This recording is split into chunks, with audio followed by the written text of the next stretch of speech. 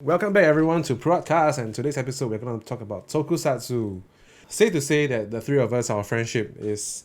we only became friends because we were part of the same interest group, which is Tokusatsu. So this is an episode that was going to come sooner or later, so might as well be sooner. For those of you who are listening, if you do not know, the three of us are huge Tokusatsu fans. Anything superhero, anything...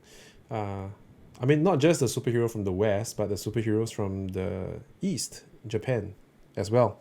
So mainly like Super Sentai, Kamen Rider, or Ultraman. But for some of you who have not heard of them, Kamen Rider will be... you probably know them as Masked Riders, or Super Sentai, you'll know them as Power Rangers. But we prefer the Japanese versions, even though some of the English ones are not bad too. Any specific hero that we're going to focus on today? I don't know, man. Are you guys watching the latest shows? Because I don't watch Kamen Rider anymore. I watched Senkaiger up to episode 5, I think, then I stopped. And I didn't stop because I didn't like the show. I just stopped because I got lazy to find the show. For me, the last Rider I watched in its entirety is probably Decade. Mine goes further back. Mine is Blade. Quite far back. Wow. Yeah. Wow, am I the only one who is still like catching up with all these things? I tried to get into 01. Really not my thing lah, Kamen Rider. Not anymore. Wait, 01 is the lime green color one, right? Yeah. Yeah. I'm sure SK has watched it.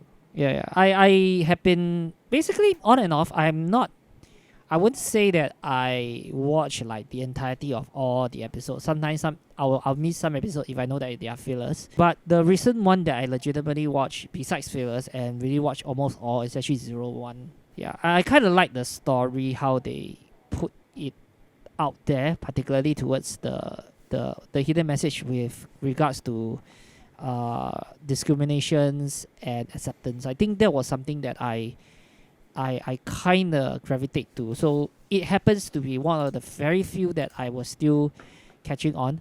But prior to that, actually most of the shows I barely watch. Like Super Sentai, I have not watched.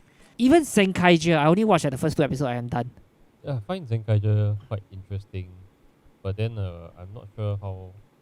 I'm not sure how it is now because I stopped watching. But the idea of having just one human hero and the 4 others being robots it's fresh lah. At least it's something neat. At least they're trying something new. To be honest, if you actually look at how... I don't know how many you observe, but I can't remember when is the last legit serious leader type raid Sentai that they usually some of the series they tend to have. Like all of them right now is like, oh, they are just this very hot-blooded, always run around, saying catchphrase and also like, budding, like those kind of characters that is like really like just young kids or young adults or basically adults who acted like kids. Yeah, they're a bit like cartoon characters now. Yeah. I'm sorry, but because the way that I look at the Senkai, the main character for Senkaiger, one of the reasons why I think I stopped is because I like the concept, but the moment I look at the character and I go, gosh, this guy's a moron. Yeah, I felt like this guy's a moron. It's like, forget it. I can't watch it anymore. So it led me to that kind of like fatigue mode when it comes to the story. Like, on the other hand, when you look at shows like, Ultraman, Ultraman Onizi sounds like, at least the few characters, they have different... You can still separate each of the main characters very easily. Kamen Riders, at least for some portions, that they have a bit of personalities, except for Zio, which is like, gosh, I hate that guy. Oh, you have totally lost me there, man. Yeah, but the rest of the... the thing is, the rest of them, like the recent ones, but for Sentai, it's like, oh my god, every single main character is like, they look exactly the same. They acted exactly the same. They're just like young adult kids who totally is going to be so hot-blooded. He's going to be the first to rush in line. And then for some weird luck or weird main character lucks that they are going to become the main hero of the whole entire story, it just doesn't click on me. Yeah, like I said, like a cartoon. No? Yeah, it's really like a cartoon. Super Sentai is quite cartoonish now compared to the older shows. And to answer your question about the last type of leader raid, I think it's Boken raid. Right? No, I think it's Shinken. Shinken, yeah, maybe. Okay, yeah, Shinken, Yeah. Shinken, correct. And that's 09 or something. Yeah, that was like 10 plus years ago. Yeah. What were the last series that you guys watched in its entirety? like Sentai Rider and Ultraman. Later shows, Ultraman Z, Sentai Rider, Gokaiger. Gokaiger. Yeah. Okay. So you have watched that either in its entirety or close to completion of most episodes. For me, it's the same. Sentai is also. I am also at where you are. Gokaiger. Then I stopped already because after that it just got. I think Kim is right that most of the main raid heroes just have the same character but different person only. Yeah. I just can't get into it. It's not even about the gimmicks. It's really the entire way that they produce the show. It's just rinse Same, and same, repeat, same. lor. Yeah, maybe I've just outgrown it lah. I think mine for Sentai is really same Gokaiger. I think it's really that was the last. After that, no more.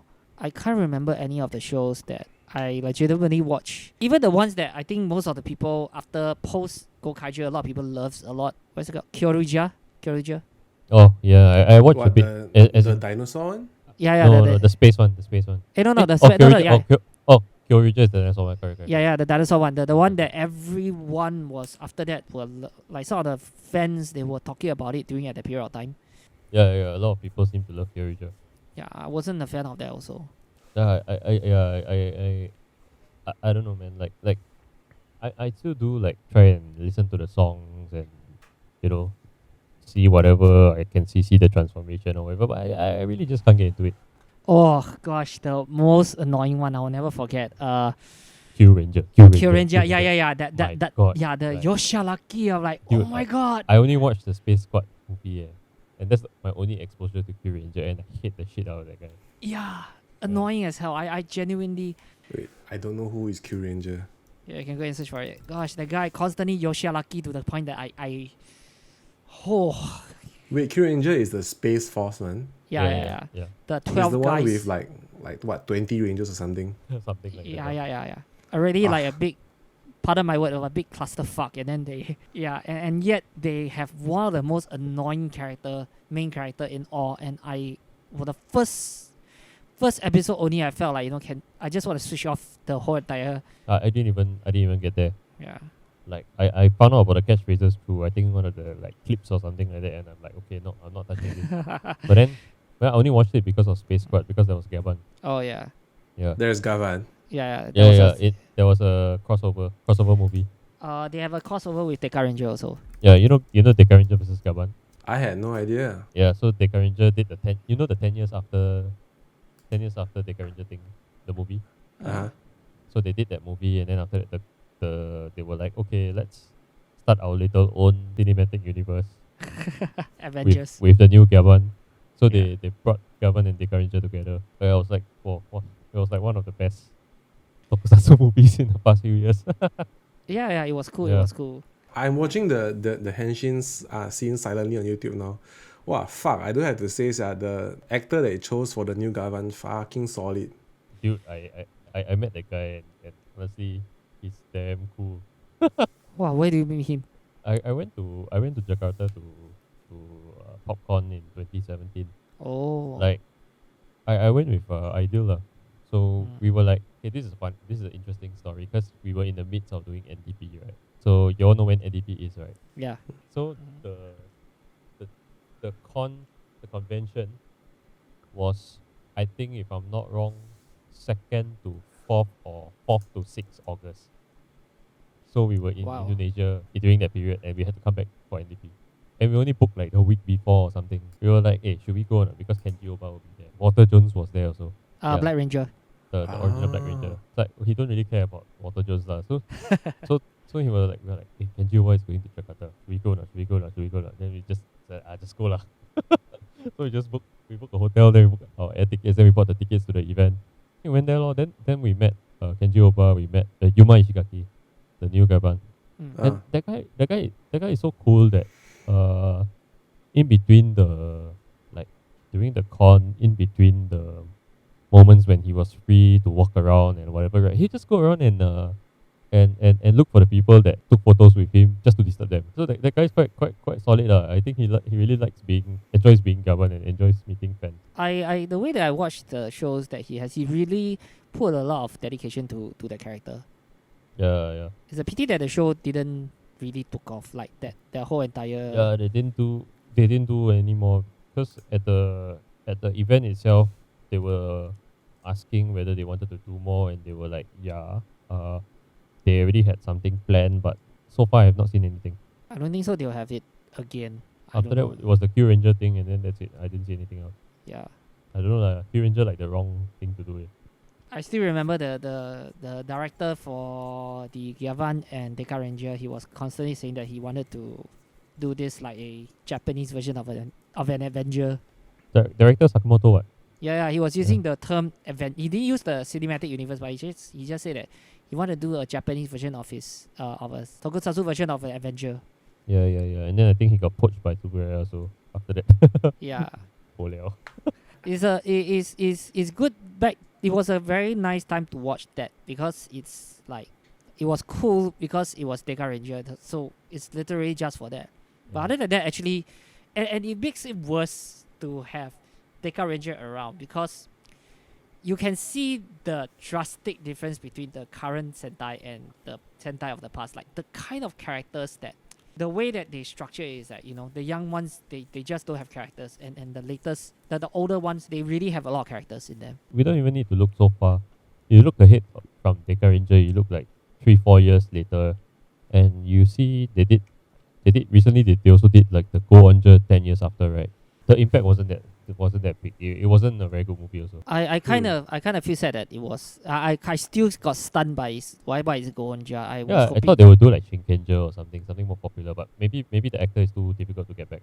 But to me, so far, my favorite, all this while, I mean, I used to be like a huge fan of Deka Ranger and Maskman, and then gradually, I think Shinkenger was one of the one that I fell in love, and up until now, I think now the recent Sentai actually came close to that. Shinkenger. Shinkenger was good. I didn't watch, but I didn't fully watch, but I watched a few episodes lah. Couldn't find the rest. But yeah, it was decent. Gokaiger was not bad.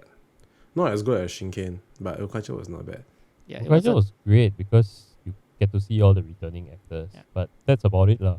Yeah. Also the characters were great. The characters have difference. Yeah. Yeah. I don't really care much for the plot, but the characters were great, and the returning actors were also fantastic. So I don't know. I just felt that Sentai lost that kind of characters a long time ago. Like after Gokaiger, like all the characters seems very flat. That's it already. I think more or less, it doesn't really. I really felt that the story couldn't relate to me anymore. Like unlike Kamen Rider, like I used to gave up on Kamen Rider more after that decade, but you know, I think Gaim really changed my perspective of what a Tokusatsu story should be. No, because what I think about Gaim is the initial part of Gaim wasn't that good until spoiler alert that they have this massive apocalyptic setting where the characters are really inside their own hometown, and the place was infested with this particular plant, and the monsters are also like infesting the whole entire area, and you suddenly see the whole you saw character changes and character growth from the main character who is just like, you know, oh, I'm just a happy-go-lucky guy, I'm a lazy guy who just don't know what is my target, to I really have to stand on my own to fight for everyone. And then there's another character that gravitated to me was he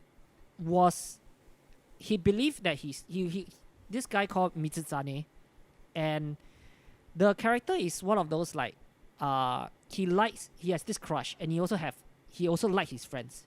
He's a rich guy whose brother is one of the rider who was one of the strongest rider. So he has his brother to look up to, and he has these friends who is going against his brother, and he has this crush with the same team as his bunch of friends. And you see him slowly went from torn apart to legitimately become drowned by his anger, his unhappiness, to the point that he realized that I think I really messed up this time around, and he started to grow from there, and that kind of guilt that he was carrying. And it's not just them, like almost all the characters in the whole entire story had certain growth. Yeah, even the guy that a lot of people like, I was quite, and they even can make one of the, I'm not homophobic here, but I am yeah, he's supposed to be a comedic CC guy. I don't know if you know about that Durian Rider. He was supposed to be acted as a just a comedic Oh, foil. I know what you're talking about. Yeah, but I know what you're talking they about. made him look extremely cool, especially when he's in fighting mode. Yeah, that's why it was one of those stories like, oh, I didn't know that actually Kamen Rider's story can even be deeper than it already is. Like initially, I think Deno made everybody thought that everything needs to be funny, everything needs to be kiddish, that kind of thing. I'm not talking about the series, the subsequent stories later on. Then after that, suddenly Gaim came in and go, wow, I was shocked by the story. Yeah, that's why suddenly there's a perspective change with Kamen Rider all of a sudden. It's same thing as Ultraman Z actually. I think the new gen Ultraman so far as a whole I would give it a 7 out of 10. Mm. Yeah, I think it's not bad. Yeah. It still carries the spirit of the old shows, which is great, as compared to Sentai and Kamen Rider, which are Kamen Rider apart from name, they're not really riders anymore. Yeah. True. Yeah, and then Super Sentai is just a basic concept of 5 colored heroes. So I think the concept itself lends to you can do almost anything you want to do as long as it's 5 colored heroes. Or So 20. it's a very flexible concept. Whereas for Ultraman, they've always been the giant hero, laser beams, and then they've always had a sci-fi element to it. As we have not actually seen much of magic in Ultraman. Yeah. Yeah. It's very hard to transit to that when the entire Ultraman is one big giant universe. They've already established that most Ultraman are sort of aliens. Yeah, so it led to very hard to transit to magic. The closest they ever sort of do something very mythical is really Tiga. Yeah. But even so, it's highlighted more than once that the ancient civilization is more advanced, technologically advanced than ours. Yeah, so at the end of the day, it's very hard to jump off that. Yeah. But I think they still keep the spirit of the old shows in a sense that where the To some extent lah. yeah. Like Ultraman is still a symbol of hope. Mm. Yeah, which is a theme that's very consistent since the start till now. Yeah. It's The not only that thing that- easy to deviate from the main storyline. Sorry, the main understanding that is Ultraman also. Yeah. I think they did try different routes when it comes to Ultraman series. Particularly, I think Orb was one of those that they tried something different. Yeah, so I kind of like that idea. Then I think Jeet and also Z also managed to did something a little bit different. So it did help, especially considering the fact that they really put a lot of focus on character development for these few series lah. The only gripe that I have is that they seem to be weakening the Ultraman badly. That every one of them needs to rely on Senpai's power in order to be better. Like every single one of them. Like even they want to become Ultraman, they need to have their Senpai's power to be there. I think I get what you're saying. It's like saying that the new Ultraman, right? For one, if you're just basing on a storyline, they need to constantly bring in the OG Ultramans to save their asses. You very seldom see a new Ultraman that is a standalone for the entire series without having any external help whatsoever. Secondly, a lot of the new Ultraman would require on either multi-forms or having a lot of new flashy weapons and stuff when the OG Ultraman, all they had for the entire series, sometimes like 40-50 episodes, is just them. Without any weapons, without any forms whatsoever. Not just that, even when they transform, they also need the old Ultraman's power in order to transform. Basically, they just use, like Op, for example. His first form was actually the original Ultraman and Tiga joined together. So it was an ongoing thing. Like even Jit himself also needed like 3 Ultraman or two Ultramans to Two lah. I think yeah, it was two. original and Belial. Yeah, original and Bella to join together in order to become an Ultraman. Like the only one that I was thinking like it was so refreshing was Op in origin form. Which was the Op origin story by when they were showing in the Amazon Prime. Because suddenly there's no requirement of any senpai power. He just show up with his henshin device and he became Ultraman. And I'm like, wow. I haven't seen that for a while. Yeah. Then after that, no more. Yeah. Subsequently, no more of this already. Like the rest of the time, they still require like their senpai power. Like even Z also need like three Ultraman joined together so that he can become himself. He has his own original form in the first place, but it seldom should see it. Yeah.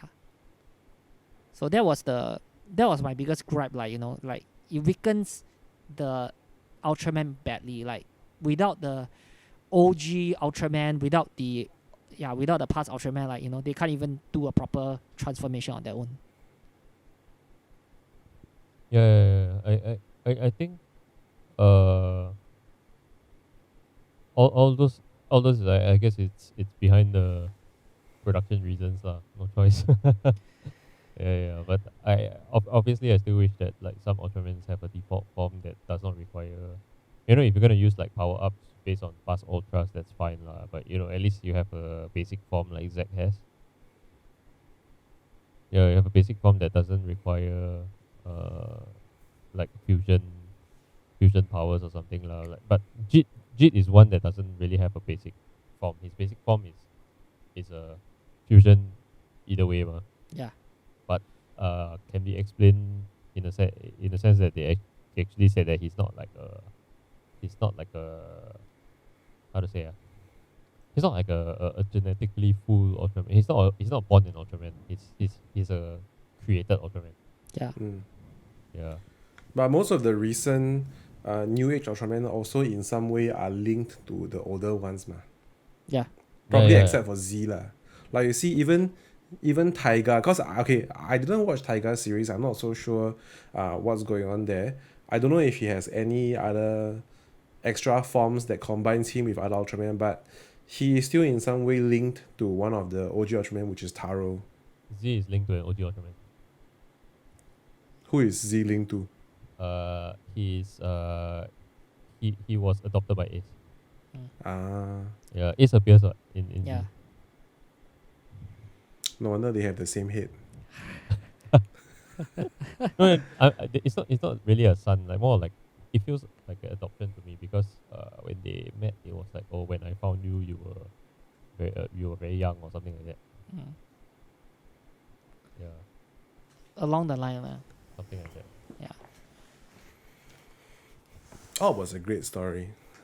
I just finished Op. I started one episode on Jeet and I haven't continued since because I've been a bit busy. But if we're gonna go into another circuit breaker, I'll probably have time to finish it lah.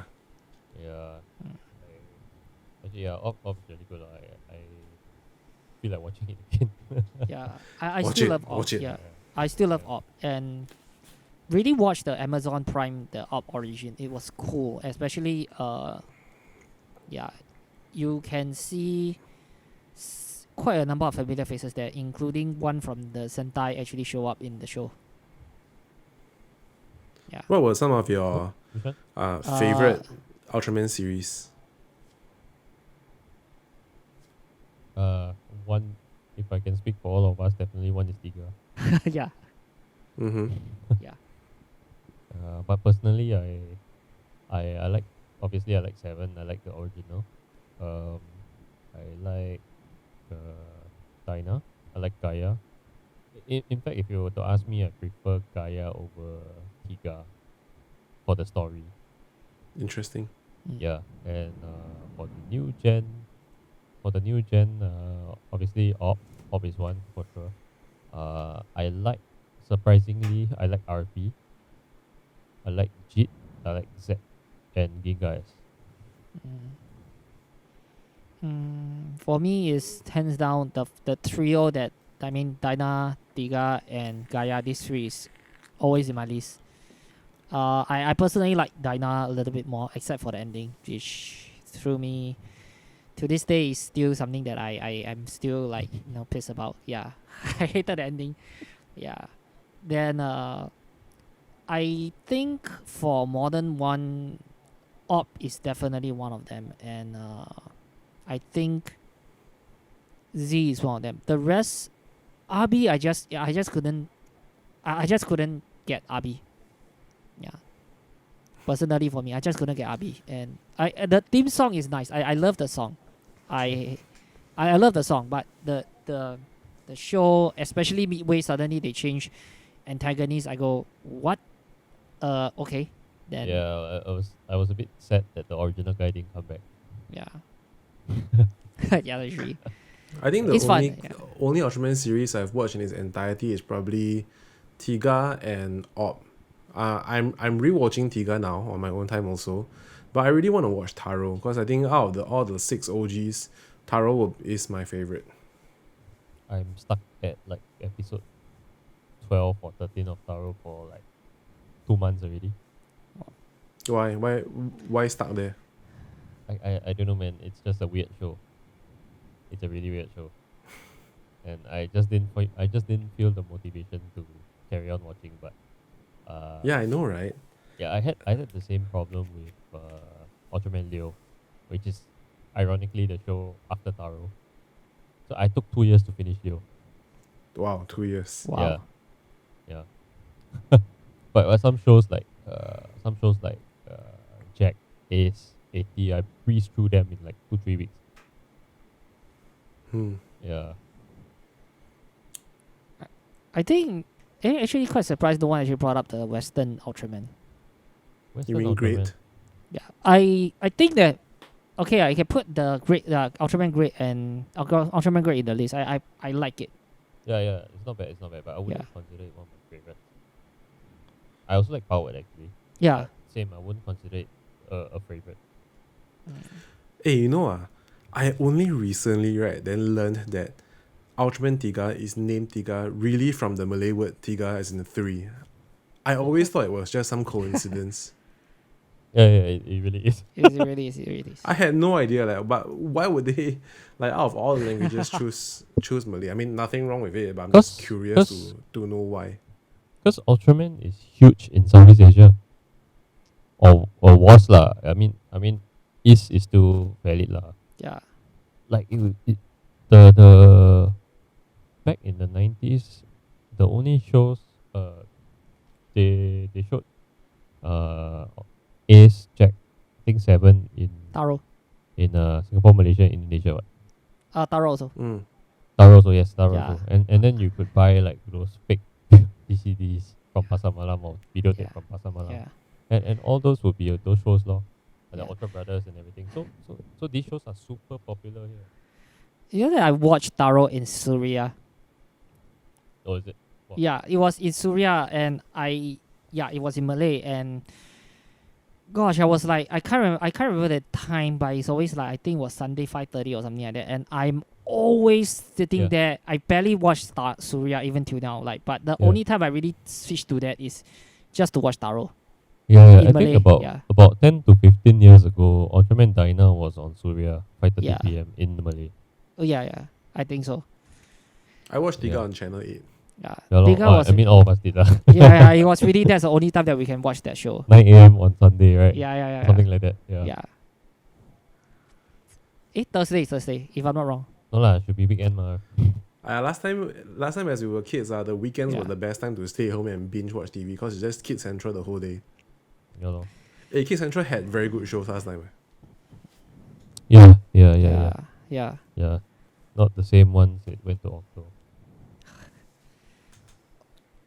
They have one point of time they show Kamen Riders on I think Octo or Kid Central, I can't remember. Octo, it's Octo. Octo. Kid Central used to show Ryuki. Oh, Ryuki, yeah. Yeah. Ryuki. But that was like after all of like some of us who had fan subs already watched it, and then we already know about the show. Oh, yeah lah. But the thing is, uh, it's still important for the show to get out to kids who don't go onto the internet yet, ma. Yeah. So, but it was one of those that I think real key onwards, all the shows, minus I think Hibiki. Some of the shows they actually were dubbed and then they were shown in Singapore because of Kid Central. And thank God for them, because after that Takashimai had all the toys. Yeah. Correct.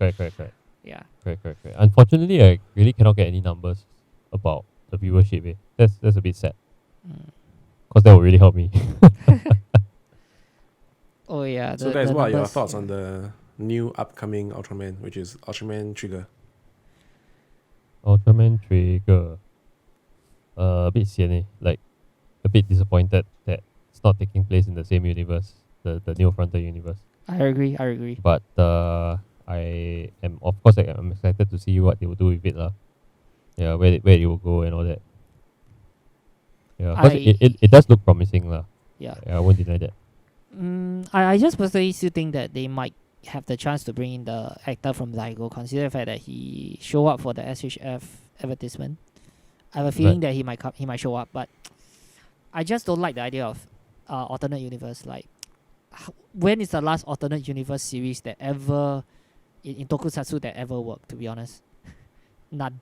Yeah, maybe it's not an alternate universe per se, but it's just another different world. Because the multiverse exists in the Ultraman universe, ma. Yeah, correct. Yeah, but so technically, does Tiga, is he in the same universe as all the other Ultramans? Like, how come I never see him on M78? No, he's not. No, he's not. Tiga is not. Tiga is from another universe. I see. Which is why I don't know if putting him in this actual. Yeah, I don't know whether they are trying to. I was having a speculation at the point of time. Is like, are they trying to put this Tiga in the current M78 universe? So they purposely dropped him there as a way. Maybe not. I don't know. It's a curious we thing. won't know lah. We only know when it eventually comes out. But I'm just curious to see how many of the rumors that people have been talking about online come true. Like there was one rumor.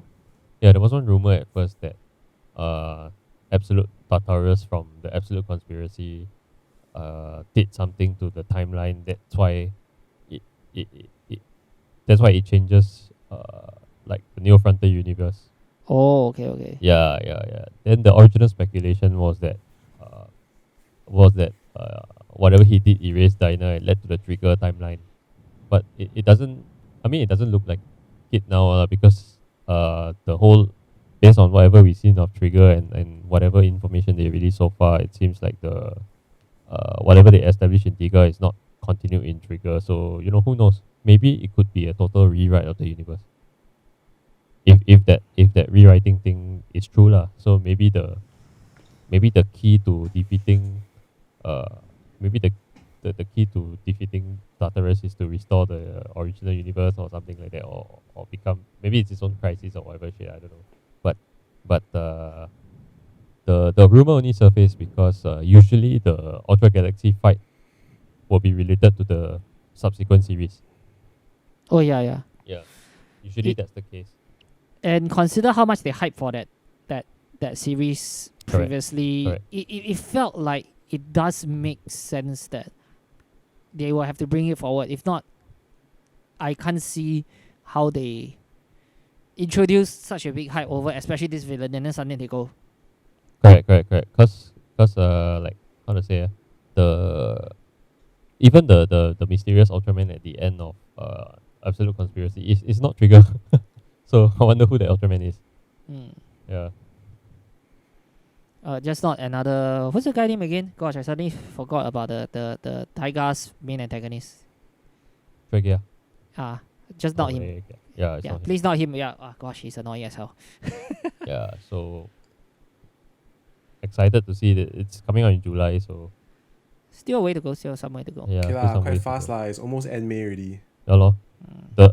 A new trailer should be out really soon because today they already completed the gut select team.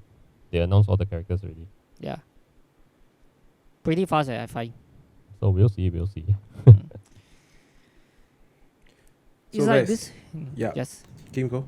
No, it's like we so far the only ones that we're actively watching is really Ultraman. Yeah, that's Yeah. a safe bet. Yeah, and the thing I find really amazing about Ultraman these days? It's like it would take an appearance from Ichigo or Nigo or any of the old riders for me to continue watching Kamen Rider. It would take like an appearance from an old Sentai to get me watching Sentai again. But Yeah. it doesn't. I don't need an old Ultraman to watch the new Ultraman. Yeah, Good I point. feel that way. I don't need like an old Ultraman to appear to get me excited for a new Ultraman series. Because either way, So- you will still watch it, right? I will still watch it and I still look forward to it because I feel like how to say in a way I just feel like the superhero respects Ultraman a lot more than Toei respects Sentai and Kamen Rider. But I don't blame them because Kamen Rider and Super Sentai are just like Easy like money two brands. They're just two brands that they happen to own. It's not something that they build up from ground from it's not something that they made it their main product. Mm. Yeah, it's not their main product. It's as opposed to Super and Ultraman. Ultraman is their main product, so they can do practically almost anything they want with it. Yeah. That, Yeah. I think yeah, it says volume about how they treat. I would say that really Toei just treat them as money cash cow. That's how I felt for Kamen Rider and Super Sentai. Yeah. I mean, not during the golden age lah, but now it's now in this day and age, these shows exist simply just to make toys and merchandise. Yeah, I mean that's how they have been for a long time lah. It's just that whether they put effort into the story or not. Like yeah, I agree lah. Like Kamen Rider, I mean I would say that the only closest thing to good storytelling so far are from Ultraman and from Kamen Rider. Kamen Rider once in a while they have good ones, but Super Sentai is repetitive to the max actually. Yeah, Hmm. so it's almost like pointless to watch. It's like everybody is the same.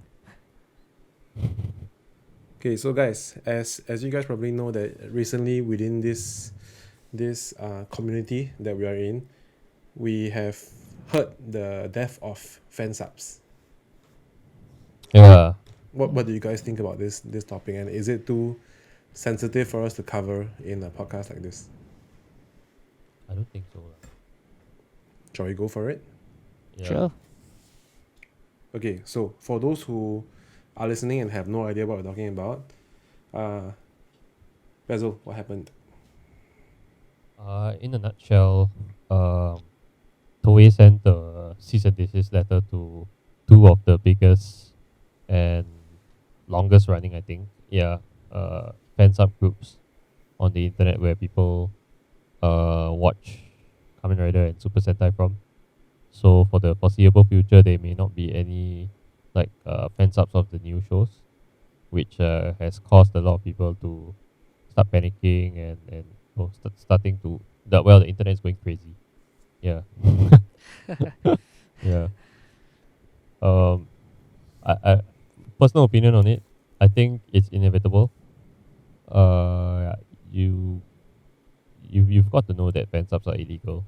Yeah. That is there's no two ways around it. But it's sad to see fan subs go because while they are technically illegal, they are the only that's the only way some people have managed to have access to some of these shows. And I feel that as long as the company isn't intending on expanding into that specific market, they can afford to close an eye. But the fact that they are actually going out and issuing these legal letters and C&Ds to some of these groups, right? It makes me feel that perhaps they are actually really keen on considering expanding into those markets. But the thing is, if what I say is eventually happens, right, that's great for the Western markets. That's wonderful for them. But I feel that the ones that will suffer the most will be the fans outside of the Western markets, outside of USA and Canada, I guess. Like the fans from places in parts of Europe who speak English. Well, for example, England. uh, fans in Southeast Asia, like Malaysia, Singapore, Indonesia. I mean, most of these people most of these fans grew up completely on, well, Yeah. almost 90% Yeah, on yeah. fan subs. Yeah, we did. Yeah, so fan subs really make I feel that they make the shows accessible to a wide group of people, and all these people are going to end up buying the original toys anyway, because they are really hardcore fans. It's just that sometimes the shows may be really out of reach for them, and I don't think I don't think asking people to go and learn Japanese just to understand and watch the shows is a fair argument to make. Mm. It Yeah.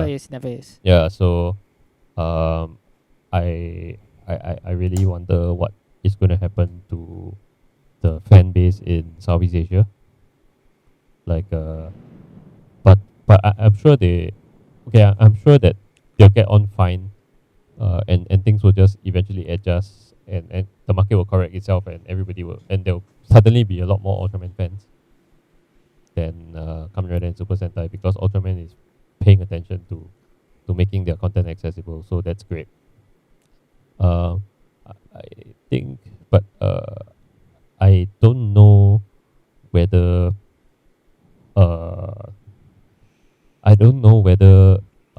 people are eventually gonna I don't know whether like Toei or whoever will eventually like consider that there's actually a good base of English speaking and English understanding fans in this area. So that remains to be seen. I'm less pessimistic about this than you, because I think one of I'm the very reasons, pessimistic, man. no, I find that Okay, no, because okay, to be, I will put it this way. I've seen I think partially because I've seen, like, the anime side of the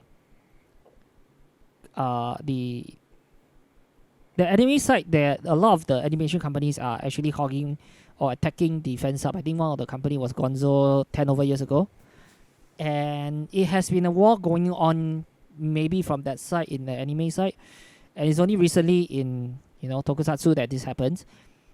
I just find that in a way that once it's almost like Hydra, you cut one head off and then more will sprung out. Oh yeah, of course.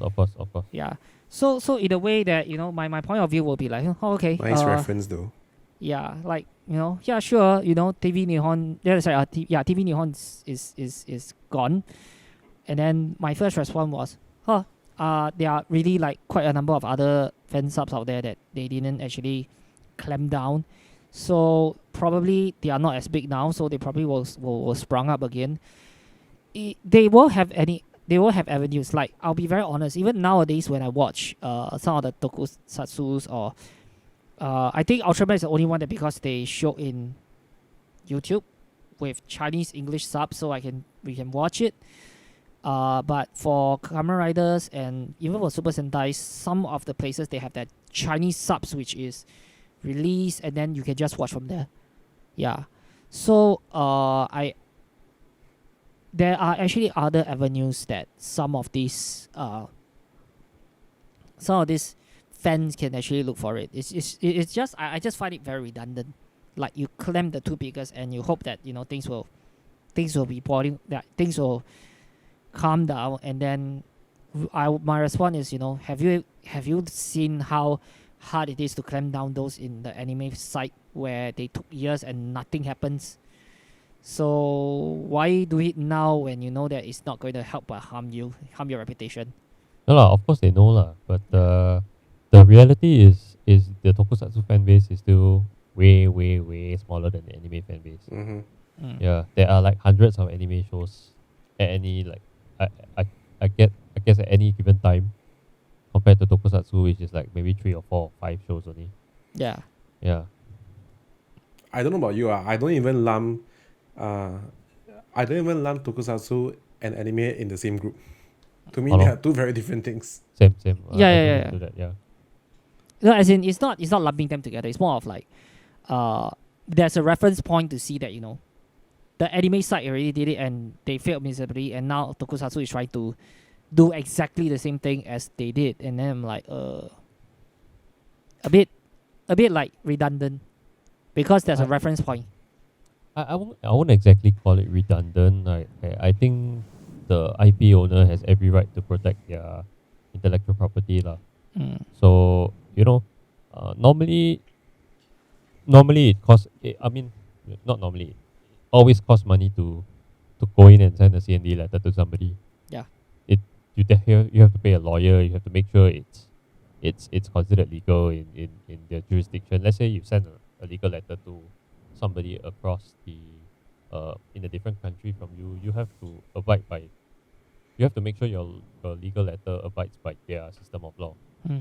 So, I mean, I don't claim to be very well versed in law and stuff, but I mean, because of the nature of my work, I need to do a bit of reading into stuff like that. So, Toei has every right to do that. Yeah, of course, it will cost them. Of course, it will cost them some goodwill amongst fans. But then, the reality of the matter is that a lot of the fans don't even know what Toei has planned. So I wouldn't be so quick as to jump onto Toei and say they are assholes, because, you know, who knows? 2 months later, they might just announce that they are releasing all the Kamen Rider series subtitle Blu-ray, you know, and then and then suddenly they're gonna become the heroes again. Yeah, likelihood. So yeah. So I wouldn't be too quick to jump on and accuse them of not listening to the fans, because Toei has already begun making inroads into the Western market. Have you heard of Team Kamen Rider? No, what's that? Oh, Team Rider US, sorry. Yeah, so they've been trying to form a base in US to sell merchandise, and they're already having licensees to do 01 DVD or Blu-ray or something like that. Oh. Yeah. And then they started this thing called Toei Tokusatsu World Channel or something. So I don't think that they are not considering the market seriously. I just think that they're taking steps to protect their IP before they go into the market. Because, for example, if pirated copies of your show exist in a different market, then your market value drops. So they're taking steps to protect the value of their IP. So I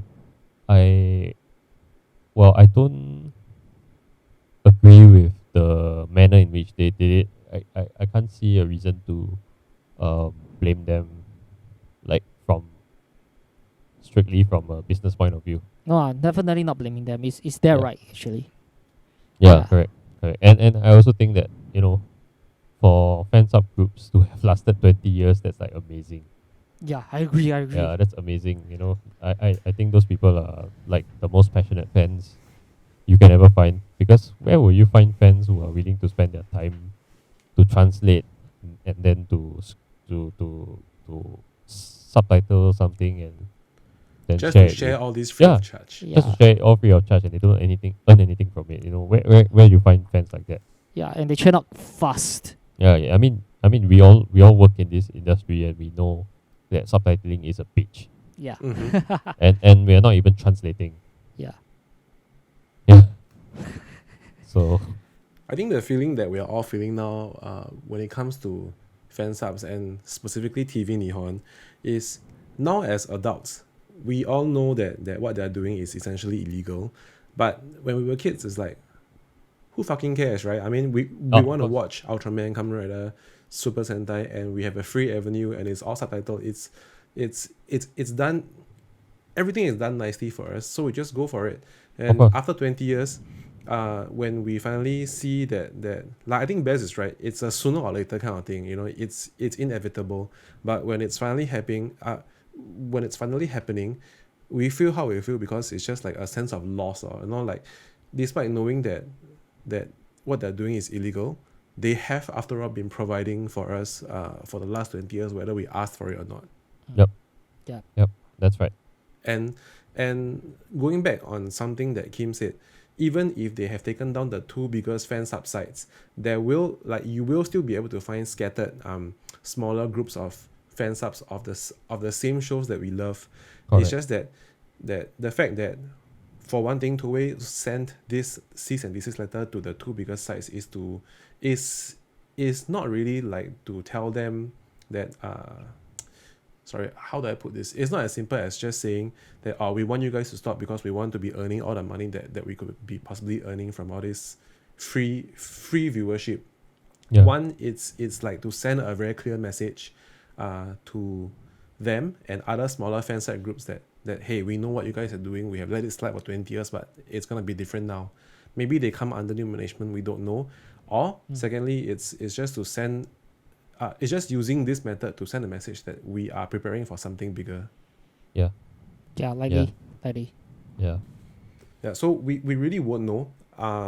Yeah. Nobody we knows. will only know nobody in the months to come. Yeah. But it is sad lah. Yeah. Of course, it's sad. Which is why I don't really want to speculate much. Yeah. Like I think I'm just happy to see like where it goes from here, because technically we are not even supposed to be able to watch these shows yet, you know. Yeah, so to be able to do so through the existence of fan subs is a privilege, man. It's really a It's a privilege. privilege. Yeah. Yeah, it's a privilege. Yeah, And I mean, the one good thing that came out of all this, right, despite having TV Nihon go down, is you see the outcry of the fans pouring out, and you know that actually there are so many, like there are a lot more fans of Toku series than we thought that there were. I can't hear you. Can you hear me? I couldn't hear your last paragraph. Your last word. Oh, so what I said was the one good thing that came out of this, which is the fall of TV Nihon, is the fact that we can see that there are like the outcry of so many fans, that the fan base is actually a lot larger than we thought, lor. Of course, and Yeah. the fan base only grew because of fan subs. Yes, For sure. yes. 100%. Yeah. 100%. So yeah, it's kind of like a bittersweet kind of thing. Mm-hmm. Yeah. So, but I always I like to take the perspective that it's just a temporary setback, because things will get better from whenever point they start to be lah. So sooner or later, people are just gonna find ways to watch the shows again, and all the official ones will start to take the market seriously. So I think as fans, there's a lot of things that is out of our control, so we can just wait. We can only wait and see. And whatever and honestly, like whatever official avenues there are, of course, as much as you can, try and support it if you like the show, you know.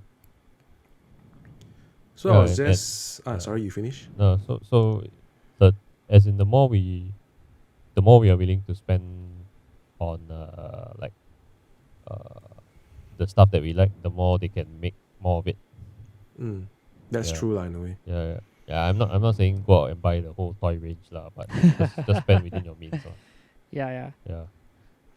So I'm right now checking out something that Basil talked about just now. So it's true that they are actually selling some of their licensing rights to a company called Shout Factory TV in the US.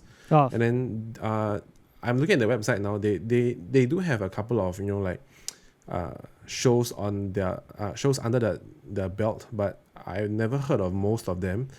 but their Toku series is actually officially now called Tokusatsu.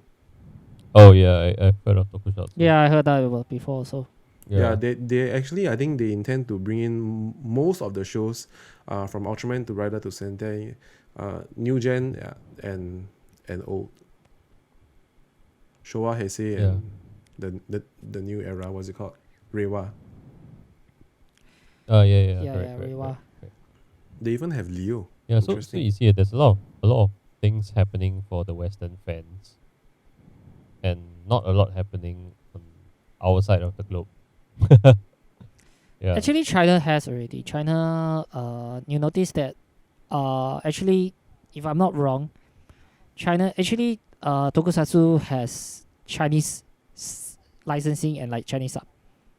Oh yeah, of course they do. Yeah. But China's a closed market, leh. Yeah, so that's the only like Mm. that you see. If you think about it, it's like that's the only the Chinese market is currently the one with the Western market. So surprisingly, right, the Southeast Asian market is supposed to be biggest, but they didn't do anything yet. For now, Okay lah. Just give us Tiga and Reboot can already. The two Malay Ultraman. the guy Malay Ultraman. They are named after Malay words, right? Yeah, Ultimate Ampat. I'll be looking Back to forward. Ultraman, I finished Tiga. I don't remember the whole series since I watched it when I was really, really young. I have never watched Dinah. I intend to. Sometime I swear before I die I'll watch Dinah. I watched a couple episodes of Gaia, but the one Ultraman I don't like in Gaia is Agul. I don't same thing lah. Nothing wrong with him, he just doesn't connect with me. Yeah, I don't really connect with Agu as well. Same. But I think that's the thing about Gaia, right? There are two Ultramen for you to choose. Which one you prefer? Yeah, lor. One is more Yeah. sunshine and the other one is a bit more not the opposite. But I do have one Ultraman series that I didn't watch the whole thing. I watched half, but I actually quite like it, and if given a chance, I'll watch it again, which is Mebius. Oh, Mebius. Oh yeah, Oh. Mebius. I totally forgot about Mebius. Mebius is one of my favorite shows. Yeah, man. Yeah. I mean, the lead actor is a bit hard to swallow in the first few episodes, but you get used to him lah. Yeah. I think I mean, if you get a chance to go back and watch, right, I think you should consider the fact that his portrayal of Mebius is quite accurate to the character, because he's a Ultraman who makes a human form, right? So he's still learning, sort of like learning our ways. You know, in the first few episodes, it's like he doesn't know what a handshake is. The sort of thing. Yeah, yeah. Yeah. So I find it's an interesting character study into how somebody who's not from here tries to blend in with our society. So it's a fish out of water kind of story. Yeah, correct. Yeah. So I find that the actor really, the awkwardness and the some of it, sometimes his childlike reaction to situations is very it's quite appropriate for the character, because it's probably not the same as what he experienced over in M78. Because you know the M78 that way. Because you know the M7 society is so the M78 society is so like righteous, and they only do things the right way and all that stuff. They're not very complex. Yeah. Yeah. They're actually a very simple society. You do something wrong, only they banish you. Yeah, that's right. Yeah. It's really them. But definitely, yeah. I also forgot about Mebius. Like, gosh. Right. Yeah. But what I don't get, right, is even after so many years, because Mebius might seem recent, but actually I think he's been like more than 10 years, have not? The reason why he 2006. but the reason why he looks so recent is because he has been cameoing for so many movies, and Yeah, after But his series has debuted for more than 10 years ago, right? Who? yeah. Me- 2006. 2006. Mebius, the actor stopped acting already. Yeah. And he became very fat though. I'm just kidding. He's a chef now or something like that. Yeah, he's a chef. Yeah. No, but you know what's confusing me? Mebius has been has debuted for more than 10 years ago, but now, even now, when they introduce him, they still call him Rookie. Oh, yeah. Oh, in that 50th anniversary thingy. Yeah, they still call him Rookie. If I'm not wrong, I think Zero debuted later than Mebius. But No, at this no more already. He's not called Rookie anymore. You know what Oh. Mebius is doing now? What? He's an instructor in the Ultraman school. Oh. Yeah. He was a trainer for Zack. Oh, nice. Yeah, Okay, cool. Yeah. And why does Zero get his own kid? I don't know, because he's Zero. Yeah. He's this cool that for 10 years everybody still likes him. Out of all the Ultraman that had kids, he's the most successful one. I guess so. Yeah. Look at Taiga. Oh, that's sad. But I Taiga is still expected very, more from the son of Taro. but Taiga is still very young compared to Zero. Yeah, he's just a kid. I think the how to say the math. Taiga is like a teenager or something in the show, and Zero is like young adult already. Something like that. Yeah. So the when he first portrayal is appeared. slightly different. Okay, so we're gonna call it a night here for this current episode. We will definitely come back and talk about more Toku series, especially when Ultraman Trigger comes out. We might even do a episode by episode review. We'll see. We're not sure yet that'd be because we don't great. want to commit to it, but we'll Yeah. see. But we'll definitely Sure. talk about it. If you guys want to hear more episodes of us talking about Toku stuff, or if you have any suggestions, do let us know. We can even possibly in the future talk about other series that we didn't even cover or we barely touched, like Gavan, Space Sheriff, or other stuff like that. So I hope you guys enjoyed this episode, and we'll see you in the next one. Bye. Right. Bye-bye. Bye.